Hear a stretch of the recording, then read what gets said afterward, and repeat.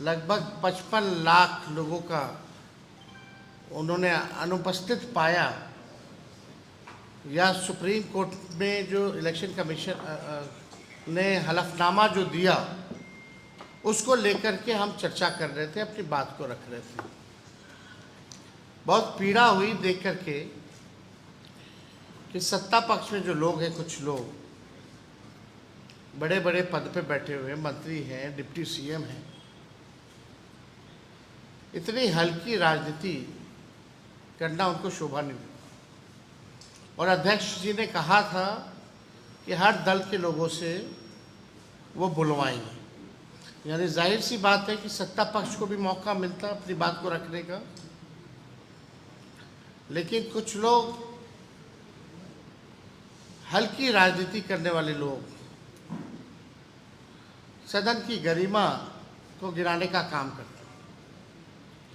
अगर आप पूरा देखें तो अध्यक्ष महोदय ने डिप्टी सीएम को भी फटकार लगाई, कई मंत्री को भी फटकार लगाई कि सदन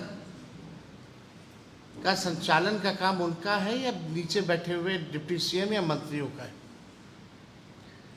हम तो अनुमति से बोल रहे थे, लेकिन डिप्टी सीएम का कमेंट आता है जो विजय सिन्हा है, जिनको कुछ आता जाता नहीं है, बकवास करने में दिलचस्पी रहती है, हाईलाइट कैसे रहे, कैमरे के सामने बस कैसे बने रहे, खबरों में कैसे रहे, दिन भर उनका काम इसी पर है। और उनका बयान आता है कि यही बोलता रहेगा, खैली कितना बोलेगा, क्यों बोलने दिया जा रहा है। इस तरह का बयान कितना अमर्यादित है। सदन में अगर विपक्ष का नेता नहीं बोलेगा तो बोलेगा कौन? सवाल अगर विपक्ष नहीं पूछेगा तो जवाब कौन देगा, जब सवाल ही नहीं पूछे जाएंगे तो। और हम सब लोगों को लगता था कि भाई सब पॉलिटिकल पार्टी अपनी राय को रखेगी एसआईआर को लेकर के, तो बात वहाँ उखड़ करके आई। आप लोगों ने अगर गौर किया होगा तो कि हमने कहा कि सूत्रों पर ये दोनों उप मुख्यमंत्री जो हैं बयान देने लगते हैं। इन लोगों ने बयान दिया कि भाई बांग्लादेशी हैं, फर्जी वोटर हैं, नेपाल के हैं, म्यांमार के हैं। और जब हमने सबूत दिखाया, ये बताया कि सुप्रीम कोर्ट के में जो इलेक्शन कमीशन ने एफिडेविट दिया है, हलफनामा जो दिया है 700 भी ज़्यादा पन्नों का, उसमें कहीं भी विदेशी नागरिकों, वोटरों का जिक्र इलेक्शन कमीशन ने नहीं किया है। जब किया ही नहीं तो इस तरह का बयान, महत्वपूर्ण पद पे बैठा हुआ व्यक्ति इस तरह की राजनीति अगर करता है तो इसका खंडन होना चाहिए। यही बात हमने कहा कि भाई बीजेपी के भी कई हजार बीएलए हैं और उन लोगों ने भी कभी भी विदेशी नागरिक या फर्जी वोटर के बारे में आज तक चुनाव आयोग में कंप्लेन नहीं किया। तो जाहिर सी बात है, बात को बुरा लगा उनको। और अगर होगा भी तो 2005 से सरकार किसका है 25 तक, 11 साल से प्रधानमंत्री कौन है? यानी आप ही लोगों की सरकार ने डॉक्यूमेंट दिया होगा। तो उन्हीं लोगों के पास जब कोई जवाब नहीं है तो कुछ ना कुछ करके सदन में हंगामा करा करके आज का जो एसआईआर पर जो हम लोग चर्चा कर रहे थे इसको बाधित किया गया।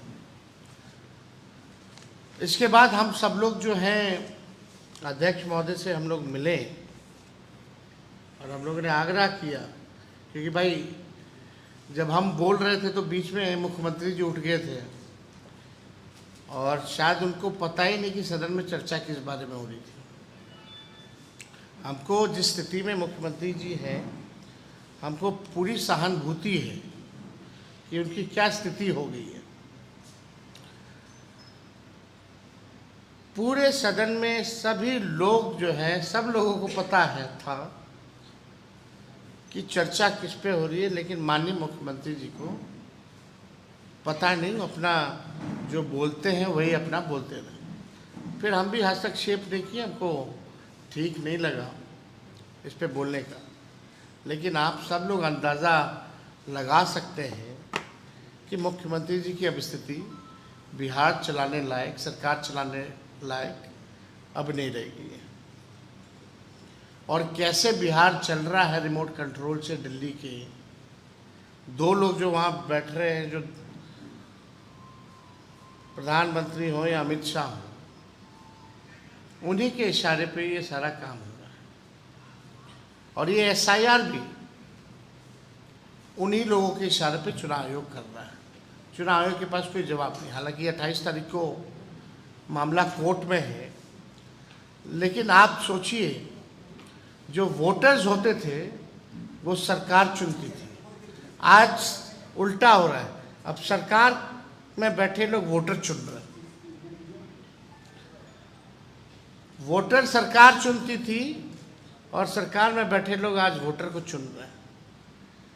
तो बिहार लोकतंत्र की जननी है और यहीं से प्रयास किया जा रहा है लोकतंत्र को जो है खत्म करने का। आप देखिएगा, ये कल इलेक्शन कमीशन द्वारा ये प्रेस नोट जारी हुई है। इसमें पाया गया कि लगभग 50 लाख से भी अधिक, यानी 6.62% पाए नहीं गए अपने एड्रेस पे। और भी ऐसी संख्या है, ये कल तक का है। यानी आप समझिए कि ये लोग लगभग 50 से 80 लाख, या हो सकता है उससे भी बेसी ज़्यादा, जो सूची में से नाम यानी काटेंगे।